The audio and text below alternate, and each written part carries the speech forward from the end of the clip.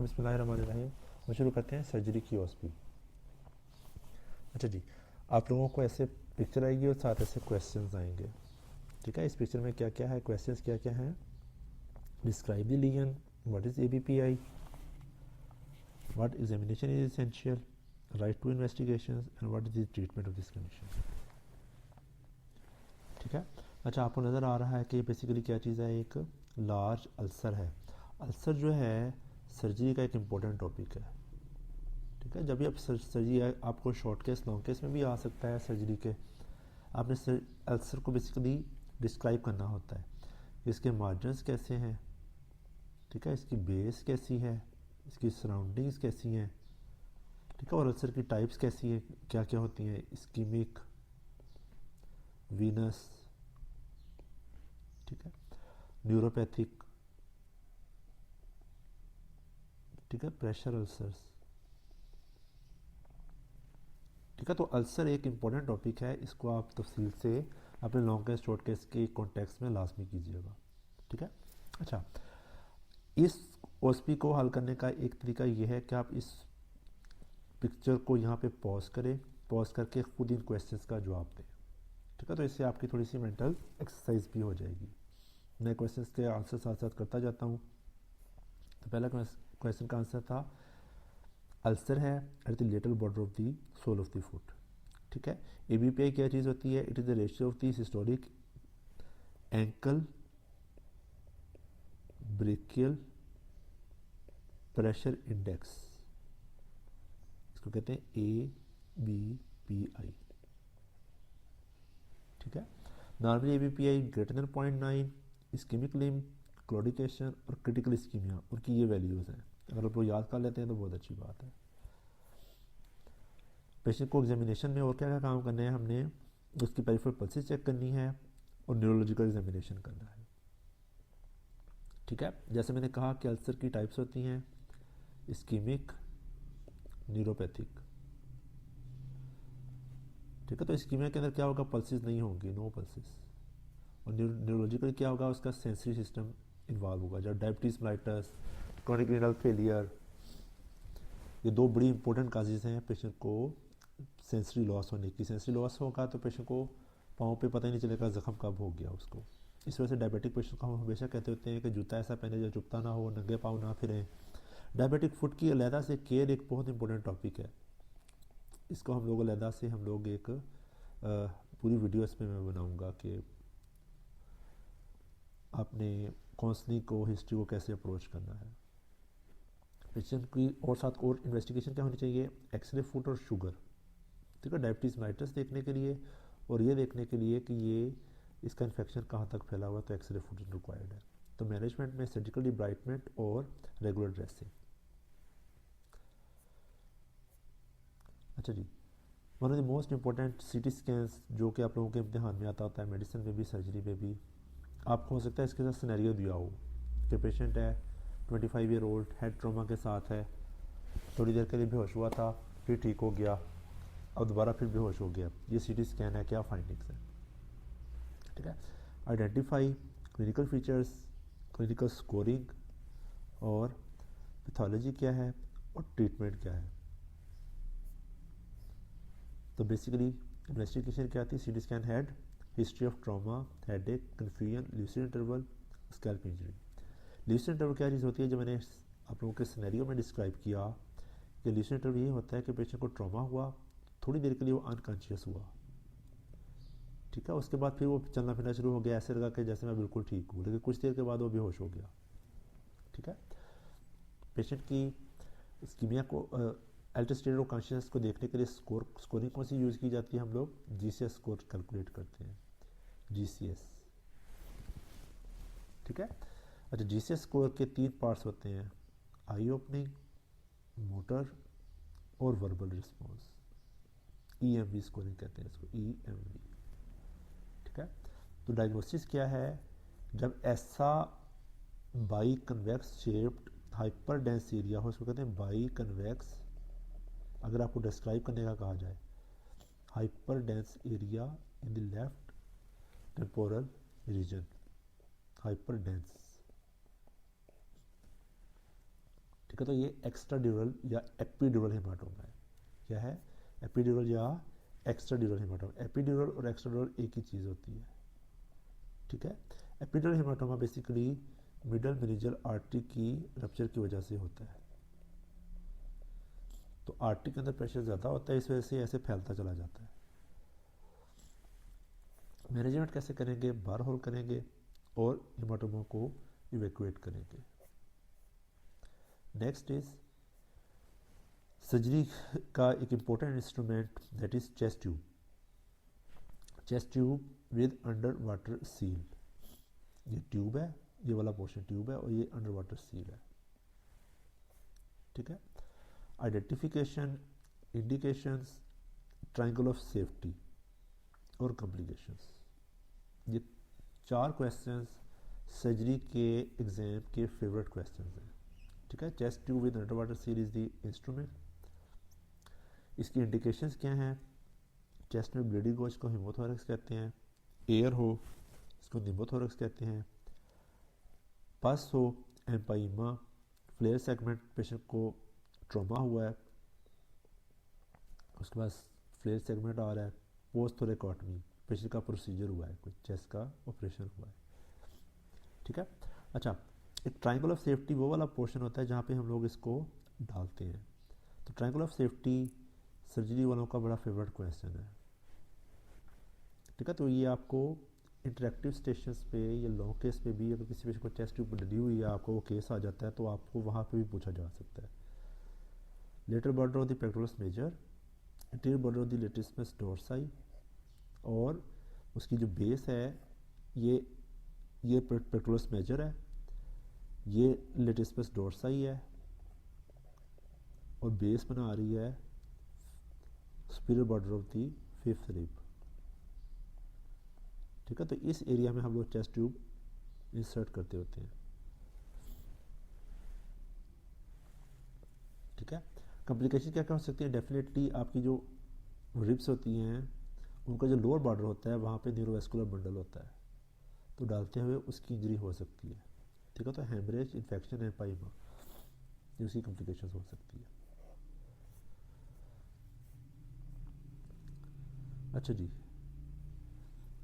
जो कि सर्जरी है, सर्जरी के पेशेंट्स में आपको चेस्ट एक्सरे नज़र आए तो उसमें आप लोगों ने जो चीज़ ढूंढने की कोशिश करनी है वो रिब्स की लोकेशन, रिब्स की कंटिन्यूएशन। अगर आप गौर करें तो रिब्स के अंदर ये क्या नज़र आ रहा है आपको? डिसकंटिन्यूएशन नज़र आ रही है। तो ये बेसिकली रिब फ्रैक्चर्स हैं, मल्टीपल रिब फ्रैक्चर्स हैं। Identification, the pathology, complications, treatment और फ्लेयर सेगमेंट, ये क्वेश्चंस हैं। तो टेस्ट पे हमें नज़र क्या आ रहा है? Multiple rib fractures. जब रिब कोई भी बोन जब टूटती है उसके जो मार्जिन्स होते हैं वो इंतहाई शार्प होते हैं, आपको पता है। वो नीचे जो है वो लंग्स हैं, तो लंग्स बड़े ही डेलिकेट ऑर्गन होता है, ठीक है। तो ये जो शार्प मार्जिन्स हैं लंग्स को लगेंगे जाके, तो लंग के अंदर जख्म करेंगे, उसको हम कहते हैं पल्मोनरी कंट्यूजन, ठीक है। अच्छा, दूसरा काम, जब ये टूटेंगे तो नीचे प्लूरा पड़ी हुई है, तो प्लूरा के अंदर रप्चर होगा। आपको पता है प्लूरा 2 तरह की होती है, विज़ुअल प्लूरा और प्राइटर प्लूरा। इन दोनों लेयर्स के दरमियान एयर आ जाएगी, इसको कहते हैं निमोथोरैक्स, ठीक है।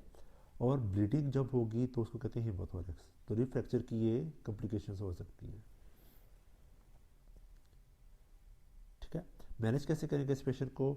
चेस्ट ट्यूब डालेंगे और पेन किलर्स देंगे। पेन किलर देना क्यों ज़रूरी है? कि पेशेंट अगर उसको पेन रिलीफ नहीं करेंगे तो उसकी सेचुरेशन ड्रॉप होना शुरू हो जाती है, ठीक है। उसको पेन होगी तो वो सांस नहीं लेगा, सांस कम लेगा, ठीक है।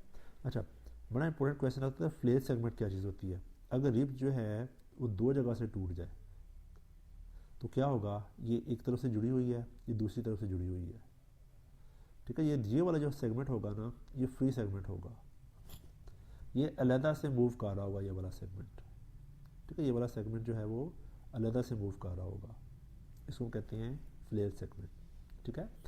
ये अगर बाहर की तरफ आता है तो ये वाला सेगमेंट अंदर की तरफ जाएगा रेस्पिरेटरी मूवमेंट्स के साथ, ठीक है। इसको हम कहते हैं पैराडॉक्सिकल मूवमेंट। और इस टूटे हुए सेगमेंट को हम बोलते हैं प्लेल सेगमेंट। ठीक है,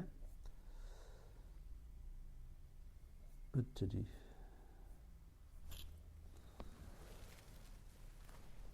इंतहाई इंपॉर्टेंट एक्सरे। अगर आप लोग गौर करें तो इस साइड पे आपको लंग्स के धागे धागे से नज़र आ रहे हैं, सॉरी, ये आपको देखें ना, ये वाइटिश वाइटिश जो पैचेस है, ये पल्मोनरी मार्किंग्स हैं, पल्मोनरी वेस्कुलेचर है लंग्स का। ठीक है, तो जो वेजल्स होती है उनके अंदर ब्लड होता है, इसमें सब वाइट नज़र आता है, लेकिन आप लोग गौर करें तो ये सारा एरिया क्या हुआ है, डार्क हुआ है। ठीक है, इसके अंदर कोई आपको इस तरह के धागे धागे नज़र नहीं आ रहे हैं।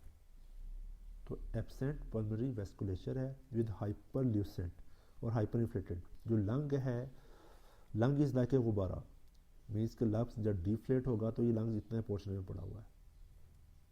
लंग जो है वो, ये लंग्स कंप्रेस होकर छोटा हो गया हुआ है, डिफ्लेट हो गया हुआ है बेसिकली। ठीक है, तो बेसिकली ये क्या चीज़ है, नीमोथोरेक्स है।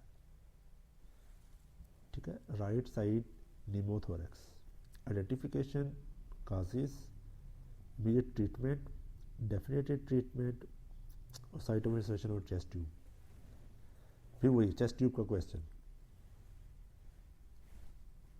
ठीक है, तो डायग्नोसिस क्या था, right pneumothorax with collapse lung, trauma, emphysema, fracture lip और सीवीपी इंसर्शन, ये इसकी काजेज हैं।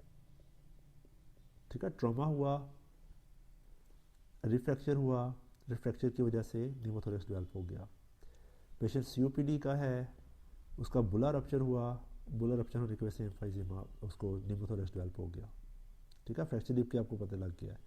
सीवीपी डालते हुए जो आपकी नीडल है वो वेजल्स को पियर्स करती हुई प्लूरा के अंदर चली गई, तो उससे भी पेशेंट को न्यूमोथोरेक्स हो सकता है। इसी वजह से जब हम लोग पेशेंट को सीवीपी लाइन डालते हैं तो बाद में उस पेशेंट का चेस्ट एक्सरे लाजमी करते हैं। ठीक है, एक लोकेशन देखने के लिए सीवीपी की, और दूसरा देखने के लिए कि उससे कोई पेशेंट को न्यूमोथोरेक्स तो नहीं हो रहा। ठीक है, अच्छा, अगर पेशेंट को टेंशन न्यूमोथोरेक्स हो तो फ़ौरन उस प्रेशर को रिलीज़ करना ज़रूरी है। तो रिलीज़ कैसे करते हैं हम लोग, नीडल के जरिए, इसको कहते हैं नीडल थोरेकोस्टमी। ठीक है, कोई भी नीडल पकड़ें, उसके second intercostal space in mid clavicular line वहाँ पर डाल दें। ठीक है, ये एक चीज़ याद रखने वाली है। ठीक है, होगा क्या, जब पेशेंट को न्यूमोथोरेक्स डेवलप हो गया हुआ है तो क्या होगा, ये न्यूमोथोरेक्स आपके मिडियास्टिनम को इस तरफ पुश करेगा। जो पुश करेगा तो क्या होगा, हार्ट की ब्लड सप्लाई कंप्रोमाइज़ हो जाएगी। कंप्रोमाइज़ पहले ही हो चुकी है कि इस साइड पे ब्लड आ ही नहीं रहा। ठीक है, तो पेशेंट शॉक में जाना शुरू हो जाएगा।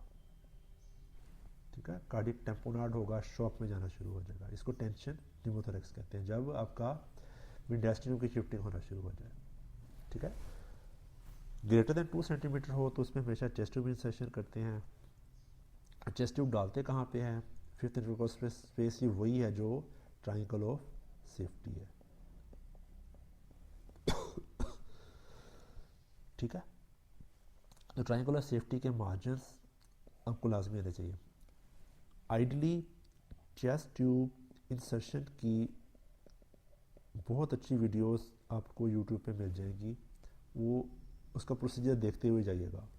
जो हाई लेवल एग्जामिनेशंस होते हैं उनमें डमी रखी हुई होती है, उसमें आपसे चेस्ट ट्यूब इंसर्शन का प्रोसीजर करवाते भी हैं। अच्छा जी, इतना इम्पोर्टेंट एक्सरे जो मेडिसिन और सर्जरी दोनों में आ सकता है। ठीक है, तो पेशेंट में इसमें दिया हुआ है कि पेशेंट को चेस्ट ट्रॉमा हुआ है। ठीक है, ट्रॉमा के साथ क्या मसला हुआ है उसको,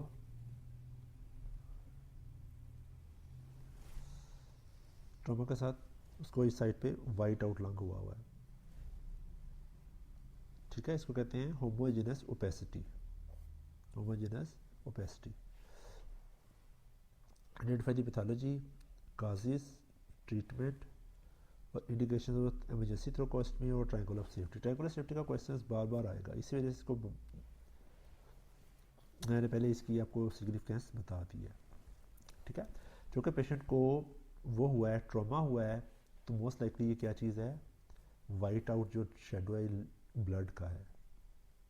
अदरवाइज पेशेंट अगर नॉर्मल है ना और ट्रॉमा के बाद ये चीज़ आई है तो मोस्ट लाइकली ये ब्लड होगा, तो हीमोथोरैक्स है।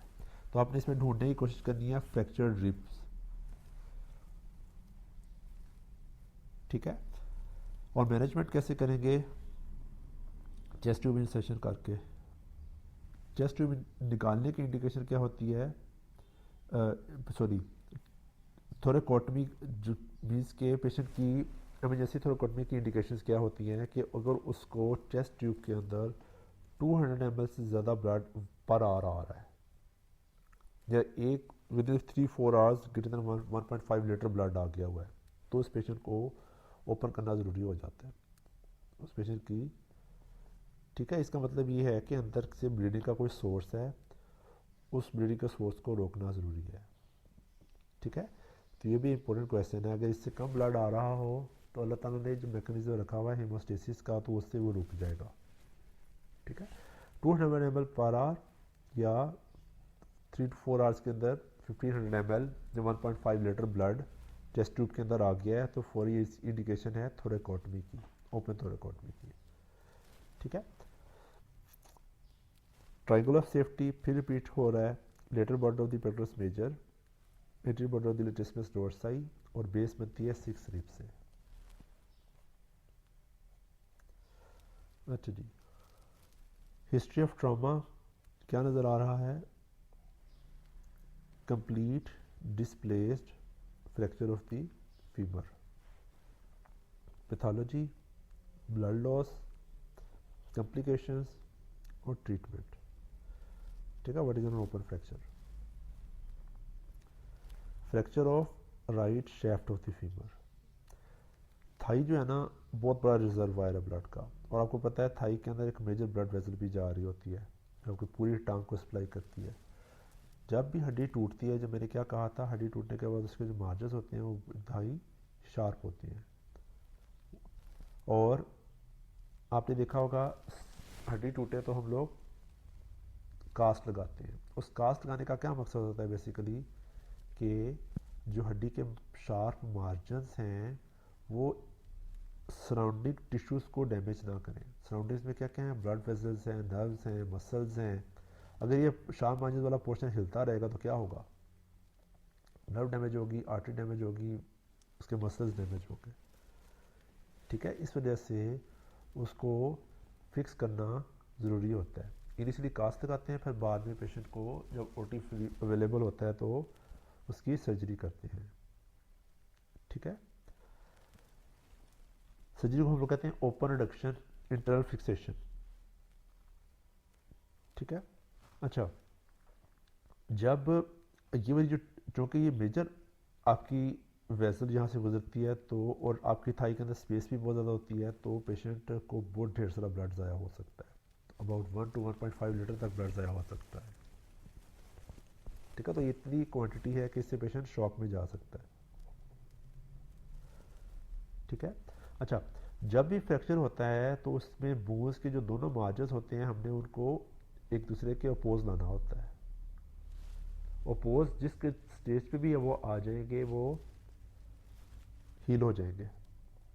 फर्ज किया अगर अगर किसी क्वैक ने बोन को फ्यूज़ किया है, रिड्यूस किया, तो क्या करें, क्या होता है बड़ी दफ़ा, अगर वो इस स्टेज इस पोजीशन में हो आ गए हैं, एक दूसरे के क्लोज आ गए हैं, तो हड्डी ऐसे ही जुड़ जाएगी, तो हड्डी और पेशेंट की ऐसे जुड़ेगी। ठीक है, तो उसकी टांग में एक डिफॉर्मिटी आ जाएगी। ठीक है, इन्फेक्शन मेल जूनियर और नॉन जूनियर, अगर ये दोनों पार्ट एक दूसरे से दूर रहेंगे तो कभी हड्डी जुड़ेगी नहीं, तो इसको नॉन जूनियर कहते हैं। और मेल जूनियर से क्या मुराद, हड्डी टेढ़ी जुड़ गई है। ठीक है, और जब भी ट्रॉमा होता है साथ कोई इन्फेक्शन चल जा सकता है। ठीक है, मैनेज कैसे करेंगे, एक्सटर्नल फिक्सेशन, इंटरनल फिक्सेशन और POP cast. POP means plaster of Paris. अच्छा, तो ओपन फ्रैक्चर से क्या मुराद है, जब ये ट्रॉमा होगा तो ये वाला पोर्शन बड़ी दफ़ा क्या होता है, स्किन पियर्स करके हड्डी बाहर आ जाती है, इसको हम कहते हैं open fracture. Fracture with breach of the skin is called open fracture. अच्छा जी, एक्सरे, क्योंकि आर्थोपेडिक्स एक पूरा अलहदा से डिपार्टमेंट है, सर्जरी का एक सब स्पेशलिटी है, तो कोई ना कोई एक्सरे आप लोगों को एग्जाम में लाजमी आएगा। अच्छा, इस एक्सरे में हमें क्या नज़र आ रहा है, ये टिबिया का फ्रैक्चर है और ये फिब्यूला का फ्रैक्चर है, डिसकंटिन्यूएशन हुई हुई है। ठीक है, pathology, amount of blood loss, internal fixation के मेथड्स, कॉम्प्लिकेशंस और कंपार्टमेंट सिंड्रोम क्या चीज़ होती है। पैथोलॉजी हम लोगों ने देख ली, क्या थी, fracture of the right tibial fibula. आपकी जो लोअर लिम्स हैं इसके अंदर भी बड़ी एक मेजर ब्लड वेसल जा रही है, तो इसमें ब्लड लॉस बहुत ज़्यादा हो सकता है। पेल्विस, एब्डोमेन, थाइस और लेग्स, इन चार में ब्लीडिंग होगी तो बहुत ज़्यादा ब्लड लॉस होगा। ठीक है, आर्म्स या ब्रेन, इनके अंदर फ्रैक्चर हो तो इतना ज़्यादा ब्लड लॉस नहीं होता। ठीक है, अच्छा, ओपन रिडक्शन इंटरफिक्सेशन से क्या मुराद है कि पेशेंट को नेलिंग और प्लेटिंग की जाती है, कि उसके अंदर प्रोसेसिस डाला जाता है उसको फिक्स करने के लिए। ठीक है, क्लोज रिडक्शन क्या होती है कि सिंपल कास्ट लगा देते हैं और हड्डी अल्लाह ताला की तरफ से खुद ही जुड़ जाती है। ठीक है, एक्सटर्नल फिस्टेशन से क्या मुराद है कि बाहर से एक ऐसा इंस्ट्रूमेंट लगा देते हैं, ऐसा डिवाइस लगा देते हैं कि हड्डी वहाँ से लिम्ब ज़्यादा मूव ना करे, क्योंकि बोन को हील होने के लिए क्या चाहिए, मार्जिन आपस में अपोज चाहिए और ये हिल भी ना रहे हो, क्योंकि अगर एक पोर्शन भी हिलता रहेगा तो क्या होगा, जो फाइबर ब्लास्ट ने ऑस्टियो ब्लास्ट में कन्वर्ट होना है, ऑस्टियो ब्लास्ट ने आगे ऑस्टियोसाइट्स और सारी जो बूल ले करनी है वो प्रोसेस नहीं हो पाएगा। ठीक है, अच्छा, कंपार्टमेंट सिंड्रोम क्या होता है, जब फ्रैक्चर्ड बोन के किसी पोर्शन ने अंदर डैमेज किया अच्छा खासा, मसल्स को, ब्लड वेसल्स को, अंदर ब्लीडिंग हो गई, एडीमा हो गया, तो टांग जो फूलती चली जा रही है, फूलती चली जा रही है। जब फूलेगी अंदर प्रेशर इंक्रीज होगा, जब प्रेशर इंक्रीज होगा तो आपकी जो ब्लड सप्लाई है लिम्फ की वो कंप्रोमाइज़ होगी। ठीक है, ब्लड, इस वजह से जब कास्ट अप्लाई करते हैं, कास्ट अप्लाई करने के दौरान, और क्योंकि कास्ट जब लगाते हैं उस वक्त वो सॉफ्ट सी होती है, थोड़ी देर बाद उसने हार्डन हो जाना होता है, इस वजह से कास्ट को कभी कस के नहीं लगाते, बहुत ज़्यादा टाइट नहीं लगाते, हमेशा पेशेंट की पल्स का एग्जामिनेशन करते रहते हैं। ये ऐसे ही है जैसे आप लोग ब्लड प्रेशर चेक करते हुए कफ को इन्फ्लेट करते हैं, ये कफ इन्फ्लेट होगा तो क्या होगा, आपकी आर्टरी बंद हो रही होती है। ठीक है, तो कंपार्टमेंट सिंड्रोम में बेसिकली यही हो रहा होता है कि किसी इन्फेक्शन की वजह से, ट्रॉमा की वजह से अंदर प्रेशर इंक्रीज होगा, जब प्रेशर इंक्रीज होगा तो आपकी ब्लड सप्लाई कंप्रोमाइज होगी, इसको कहते हैं कंपार्टमेंट सिंड्रोम। इस प्रेशर को रिलीज करना बहुत ज़रूरी है। इस प्रेशर को हम कैसे रिलीज करते हैं, फिशियोटमी करके, यहाँ पे कट लगाते हैं, उससे इसका प्रेशर रिलीज हो जाता है। अच्छा जी, बर्न्स भी आप लोगों का एक इंतहा इम्पोर्टेंट टॉपिक है। बर्न्स आप लोगों ने रिटर्न में भी पढ़े होंगे, वाइवा में भी इनकी बड़ी सिग्निफिकेंस है। Degrees of the burn area को एस्टिमेशन का फार्मूला, कोर्स ऑफ लोड देना चाहिए और कैसे देना चाहिए, प्राइमरी एरियाज फॉर बर्न्स और कॉम्प्लिकेशंस। अच्छा जी, इस पेशेंट 3 डिग्रीज होती हैं, फर्स्ट, टू, सेकंड और थर्ड, और जब हम लोग इसका जो फ्लूइड कैलकुलेशन का फार्मूला उसको कहते हैं पार्कलैंड फार्मूला।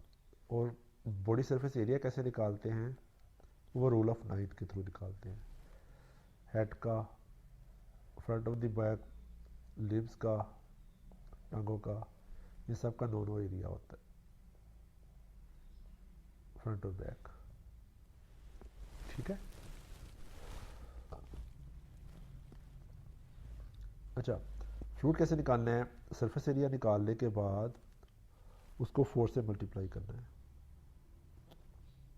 ठीक है। और प्रेशर का वेट भी इसमें शामिल करना है। करने के बाद हाफ जो फ्लूइड है वो फर्स्ट 8 आवर्स में दे देना है और नेक्स्ट हाफ नेक्स्ट 16 आवर्स के अंदर देना है। ठीक है। अच्छा, आपको पता है जब बर्न्स होंगे तो स्किन ऊपर से हटेगी तो वहाँ से मुसलसल फ्लूइड बाहर निकल रहा होगा, मुसलसल फ्लूइड बाहर निकल रहा होगा। तो उस फ्लूइड की वजह से पेशेंट क्या हो जाता है, पेशेंट शॉक में जाता है। ठीक है। हैंड्स, फेस, पेरिनियम और फीट, कोई भी एरिया बर्न हो सकता है, वो डिपेंड करता है कि किस जगह पे उसको एक्सपोजर हुआ है पेशेंट को। बर्न के अलावा पेशेंट को जो लोकल इंजरीज, इसकी कॉम्प्लिकेशन क्या हो सकती है, चूँकि पता है अल्लाह ताला ने बड़ा एक अहम ऑर्गन है स्किन, तो स्किन हट जाएगी तो क्या होगा, दुनिया जहाँ के इन्फेक्शन आएंगे। ठीक है। फ्लूइड डिक्रीज जा रहा है, फ्लूइड कम होगा, पेशेंट डिहाइड्रेट होगा, जब डिहाइड्रेट होगा तो रीनल फेलियर में जाएगा। ठीक है। अच्छा, जब बर्न होता है तो आग जो होती है वो पेशेंट इनहेल भी करता है, तो इनहेल करने से उसको लंग्स इंजरी हो सकती है, इनहेलेशन इंजरी जिसको कहते हैं। ठीक है। जब बर्न हील होता है, आपको पता है जब भी कोई जख्म हील होता है तो वो उसका स्कार बनता है, स्कार बन के वो कॉन्ट्रैक्शन होती है।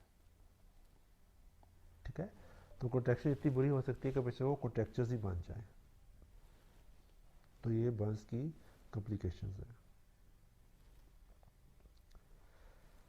अच्छा जी,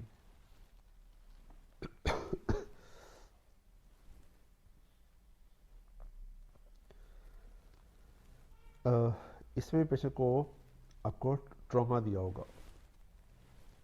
तो क्या हुआ है, एक सिमेट्री नहीं है, ये इसका एंगल देखिए ऐसे है और इसका एंगल ऐसे है, तो मोस्ट लाइकली इसमें फ्रैक्चर है। ठीक है। Identify the pathology, amount of blood, two common injuries, type of pelvic fractures, immediate management. तो डायग्नोसिस क्या है, fracture of left heavy pelvis, इसमें पेशेंट का प्यूबिक स्केल रेमस का फ्रैक्चर है।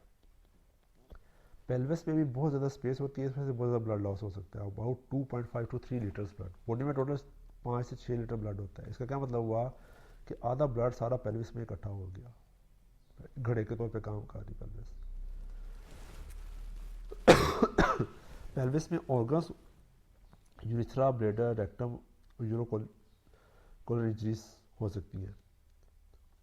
ठीक है। इसके आगे पीछे आपको पता है ना, इस यहाँ पे इस एरिया में ब्लैडर होता है। ठीक है। तो इस जगह पे ट्रॉमा होगा तो पेशेंट को यूरिथ्रा की इंजरी, ब्लैडर की इंजरी साथ हो सकती है। और बाकी पेल्विक ऑर्गन, फीमेल पेशेंट है तो उसमें यूट्रस भी शामिल होती है। ठीक है। अच्छा जी, पेल्विक फ्रैक्चर की टाइप्स क्या हैं, ओपन बुक, लेटरल कंप्रेशन और वर्टिकल शियर फ्रैक्चर।